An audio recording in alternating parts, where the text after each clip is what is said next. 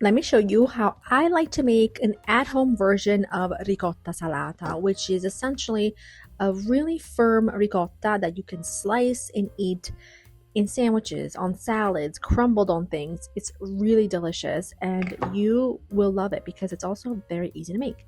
If you watched my how to make ricotta video at home, then you will have already seen the process, and this is pretty much the same. The only difference is you're going to do a full batch. So you know how in that recipe I use a half a gallon of milk? For this you need a whole gallon of milk, and you're going to go ahead and bring it to temperature over a gentle heat. It needs to be about 185 to 190 degrees Fahrenheit, making sure to stir the entire time.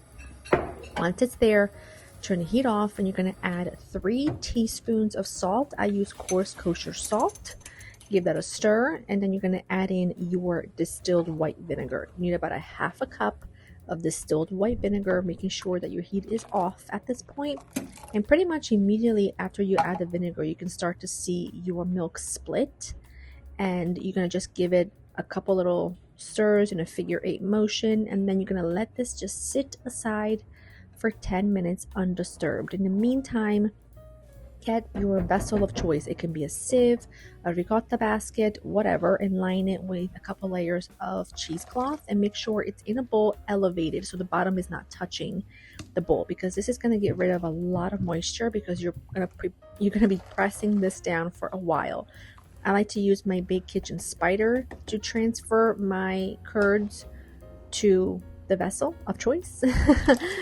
Take your time. There's a lot here, and this is right now how you would make like regular ricotta, right? And you would just let that sit for a little bit, but we're going to press it down. So cover it with the overhang of the cheesecloth and weigh it down. I actually just like to use a bowl filled with water because it's the same size of the little basket that I use, and it should look a little something like this. And I want you to see how I have a bowl inside of the bowl that my basket is sitting on, just so that it's really elevated. Pop this into the fridge for about 24 to 36 hours. After that, it's ready to go. You're going to unveil it, unwrap it, and it's done. This is so fantastic to have on hand, like I said, on salads and sandwiches, on your antipasto board. It's just delicious, absolutely fantastic. And it's actually kind of hard for me to find this in a grocery store, so I do enjoy that I can make an at-home version very easily. I hope you enjoyed this video. The recipe is listed down in the description box for you. I hope that you make it. You will absolutely love it. I know that you will.